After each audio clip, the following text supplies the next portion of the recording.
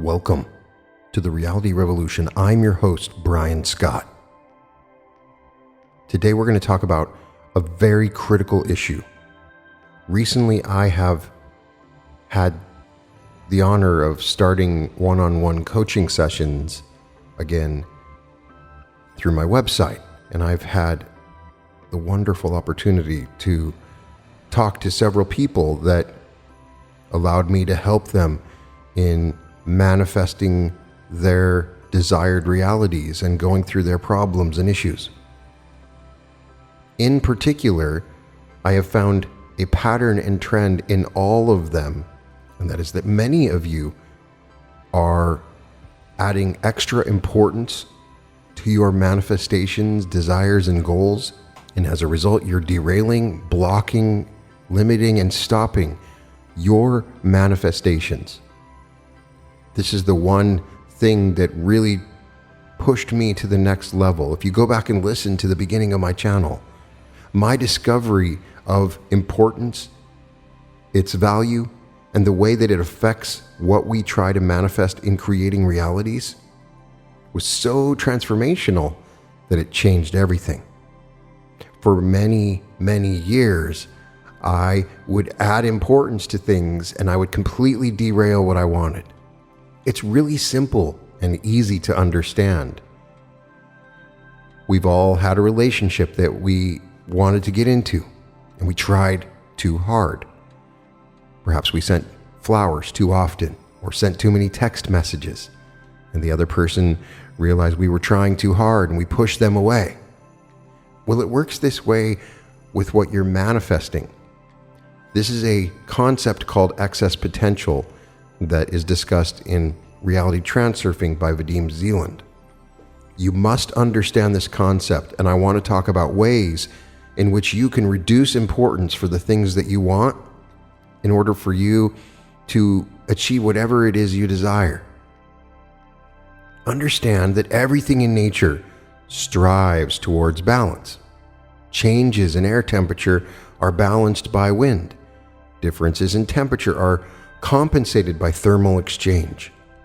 Wherever there is excess potential of any energy form, balanced forces emerge to correct the imbalance. We see it everywhere. We see it everywhere in nature. We are so accustomed to such statements on the nature of things that we fail to ask ourselves why it must necessarily be so, or how exactly the law of balance works. This law of balance is fundamental and cannot be altered or changed. Zealand says that all laws of nature are secondary and derived from the law of balance, that literally this is the most important law. The law of balance is primary, as it appears to be, and it is impossible to explain why equilibrium should exist in nature in the first place, or more specifically, where balanced forces originate from and why indeed they exist at all. The fact that we have become accustomed to something doesn't mean it is the way things necessarily are. One can only imagine what the world would be like were it not for the law of balance. An atmosphere jelly or an aggressive furnace, perhaps. However, the unsightliness of such a world is hardly a reason to support the existence of the law of balance, and so we are left to accept it as fact and to wonder at the perfection of the world. We are used to the fact that there are good and bad spells in life, and that success is followed by defeat, for this is all a manifestation of the law of balance. You ever look at a stock chart and you can see how it moves from up to down? It's always moving in balance. Or if you can watch the water in a lake and you start a little wave, eventually it will move to balance. Complete balance is when nothing happens. Absolute balance doesn't exist, or at least no one has yet managed to observe it. Oscillation is observed everywhere in the world, night and day, incoming and outgoing tides, birth and death. Even in a vacuum, elementary particles are involved in a process of continual birth and dematerialization. The entire world can be seen in the form of pendulums that oscillate, fade, and interact with one another. Every pendulum receives a jolt from its neighbors and in turn gives out its own. One of the main laws governing this complex system is the law of balance. Ultimately, everything strives towards balance. You are also a kind of pendulum. If you take it into your head to destroy the balance and sway sharply in a particular direction, you will brush against the neighboring pendulum, creating commotion all around, which will then turn against you. Balance can be destroyed by actions and also by thoughts. And not only thought is followed by action. As you know, thoughts radiate energy. In the world of material realization, everything has an energetic foundation. We've discussed this before. Everything that occurs on an invisible level is reflected in the world of visible material objects. It might seem as if the energy of our thoughts is not powerful enough to have an impact on the world around us. Excess potential is created by mental energy when too much importance is given to a particular object. For example, let's compare two situations. In one situation, you're standing on the floor in your house, and in the other, you're standing at the edge of a precipice, on the edge of a canyon, for instance. In the first case, the situation causes you no concern. In the second case, the situation is grave significance. One step forward and the mistake is irreparable. You die. On an energetic level, however, the fact of simply standing is of equal significance in both cases. Standing above a cliff, you fear heights intensely and create an inhomogeneity in the energy field. At this point, balanced forces emerge, aimed at neutralizing the excess potential. You can even feel their influence. On the one hand, an inexplicable force seems to pull you down, and on the other, the force draws you to step away from the edge. To eliminate the excess potential of your fear, the balanced forces are required either to drag you away from the edge of the cliff or to cast you downwards and be done with it. It is the impact of the balanced forces that you are experiencing. Quantum physics tells us on an energetic level, all material objects are of equal significance. It is we that attribute specific qualities to them, such as good, bad, cheerful, sad, attractive, repulsive, kind, wicked, simple, complex.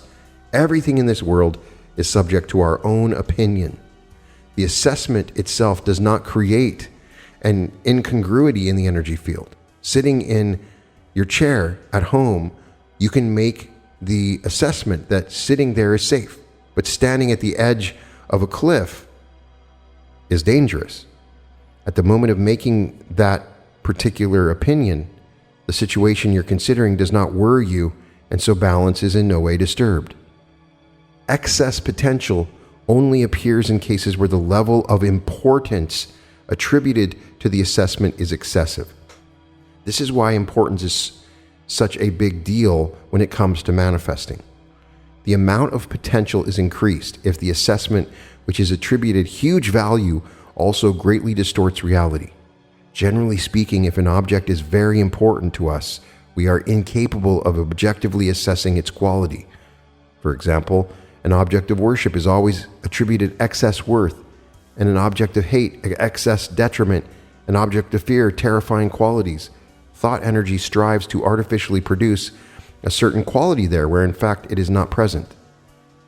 As a result, excess potential is created, which summons the wind of balanced forces.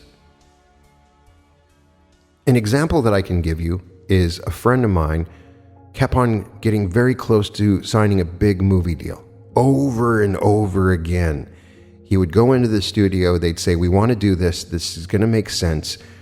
We just need to go through the assessment." And then he would sit at home and think about nothing else. He would just sit about thinking about this deal that has to go through. It's going to change his life. He's got to have this deal. This deal is going to be the big game changer for him. And he would sit and think about this all the time. And then eventually the deal would fall through. This literally happened a dozen times. And every single time he would spend hours and hours pining, praying Please, this has got to work. Putting thought energy into it. And every time it didn't work. And we were talking and I told him, you got to reduce the importance. So he had a similar situation. Movie deal came up. Went in, everything was the same as it always had been. And I told him to forget about it. Act like it wasn't important. Reduce the importance of it. Go and distract yourself. Do something else. Find some creative outlet. Laugh about it. Every time it came up, just minimize the importance of it. This was very hard for him because whenever he would think about it, it would be important. But he strove to reduce the importance of it, letting it go essentially. And he signed the deal. It went through smoothly.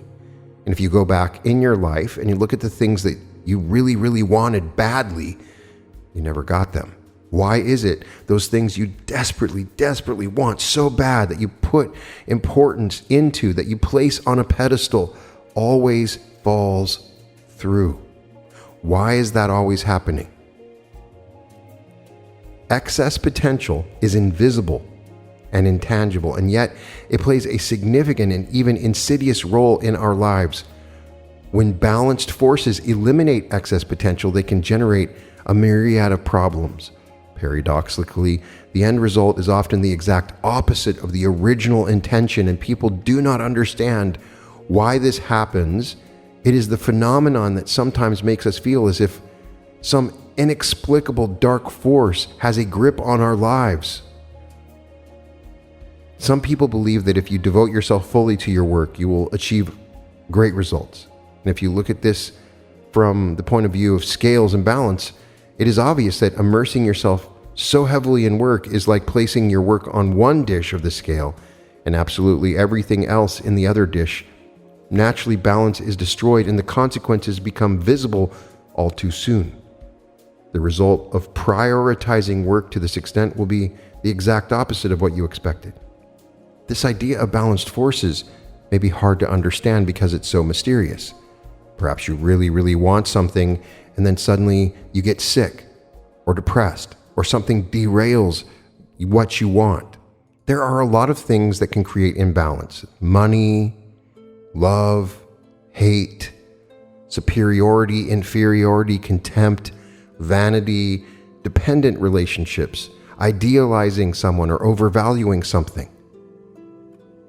But the number one cause of excess potential creating imbalancing forces is importance. And importance arises when something is attributed excess meaning. Importance represents excess potential in pure form. In the process of eliminating importance, balanced forces create problems for the person that created it. There are two forms of importance, inner and outer. Inner or personal importance represents an overestimation of your own virtues or shortcomings. The formula of inner importance goes along the lines, I am an important person or I do important work. When the arrow of perceived personal importance goes off the scale, balancing forces get involved and the hotshot gets a disappointing slap. They will discover that their work is unimportant or not needed.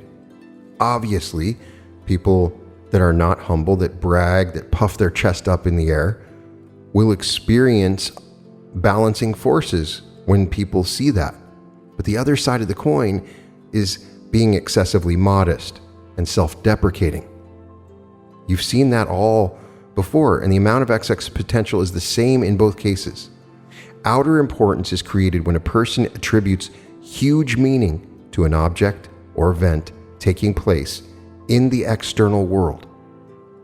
So if you have a deal that's going through, if you have a relationship that you want, if you want to close on a house, all that's happening in the external world.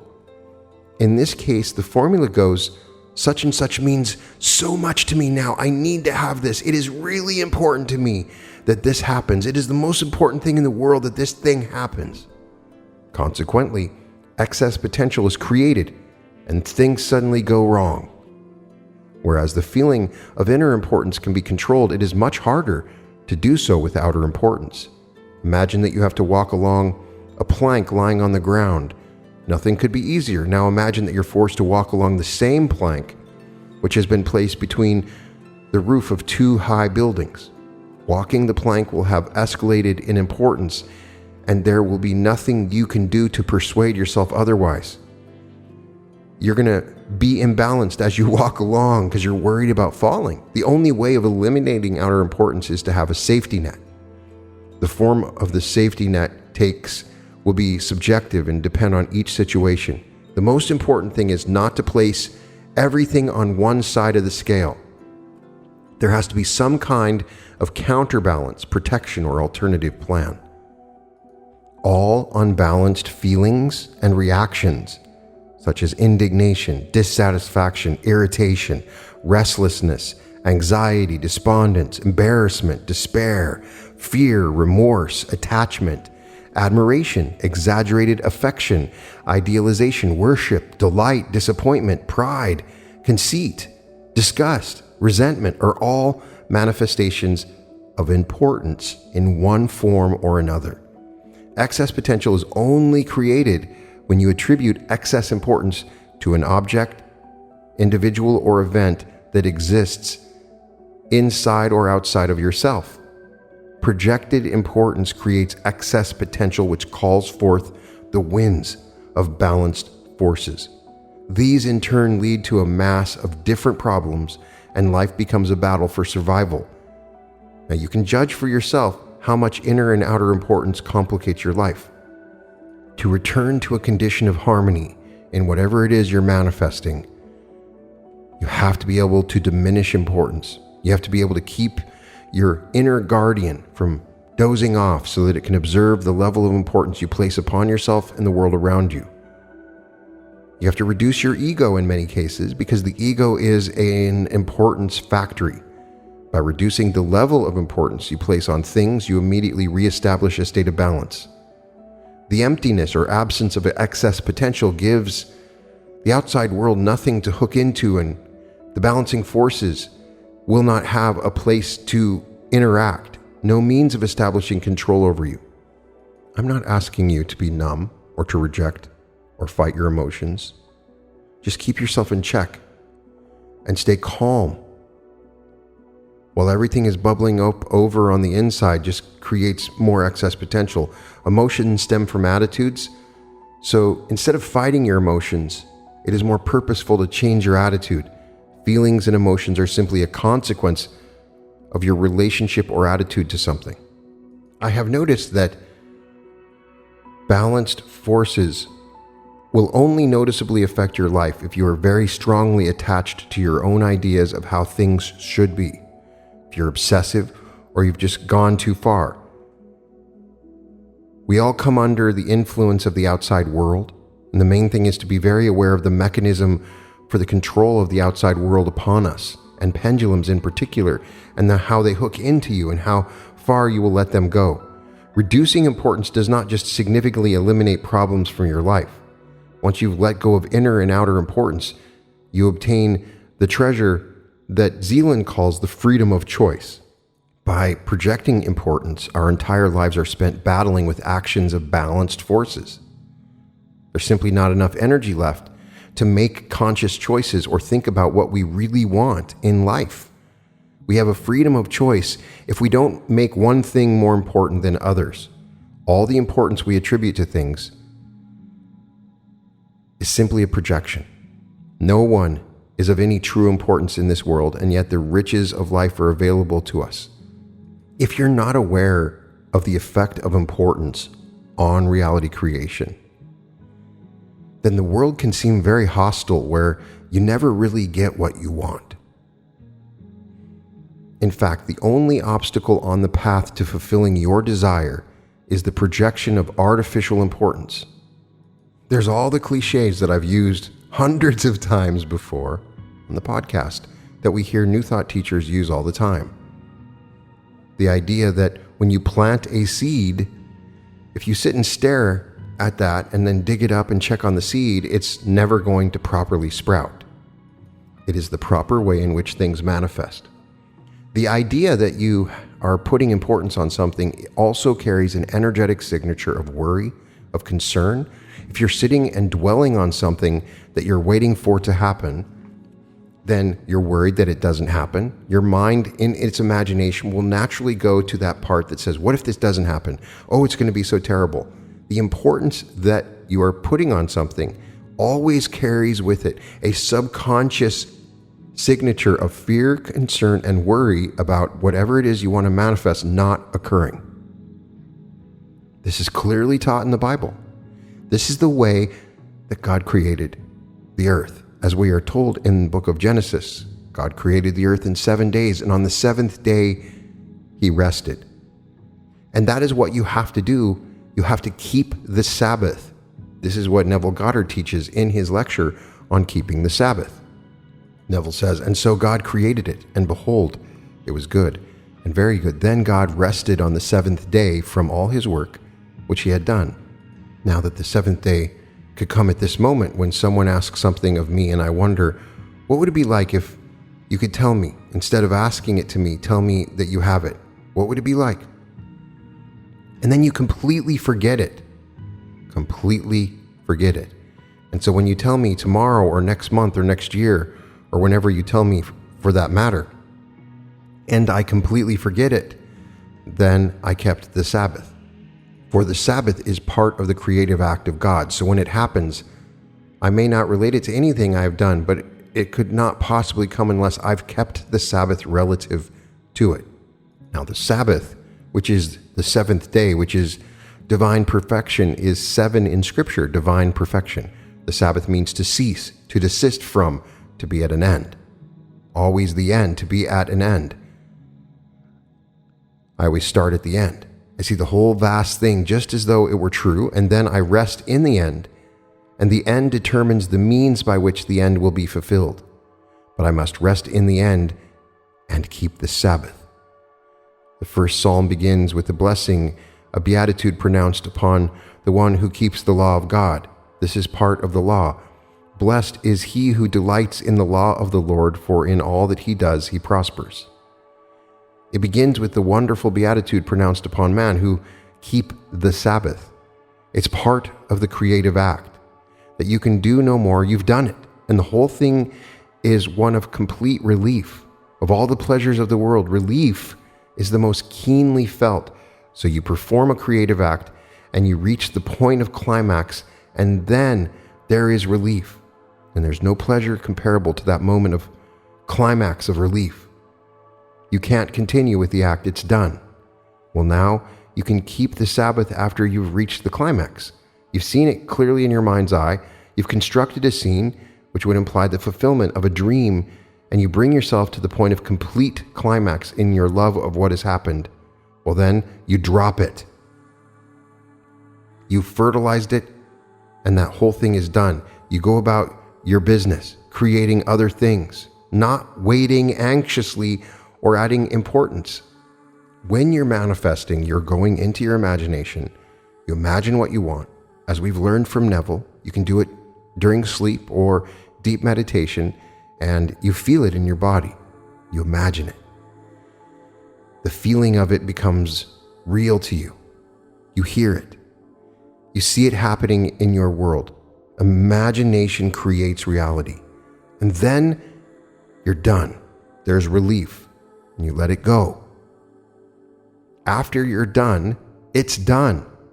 There's no doubt that it's going to happen. There's a bridge of incidents that's occurring, and it could take 6 days, 6 months, 6 years, whatever it is. When you go about adding importance to something, dwelling on something, becoming anxious about it, then you derail your whole manifestation by creating a new manifestation that says it might not happen.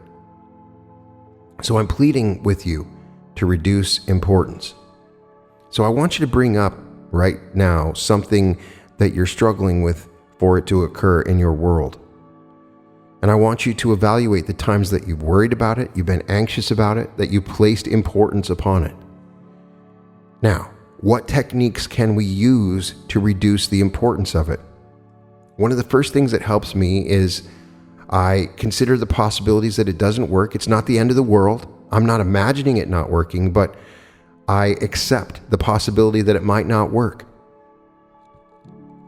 When it comes up in my thought, I reduce the anxiety level. I try to anchor myself to some positive and powerful thought.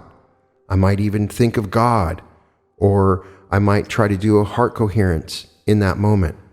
And then I let it go. It seems like there's a portion of imagination that's waiting for you to forget to allow for something to happen. So you got to distract yourself. One way to reduce importance is to distract yourself. Watch a movie, read a book, listen to some music.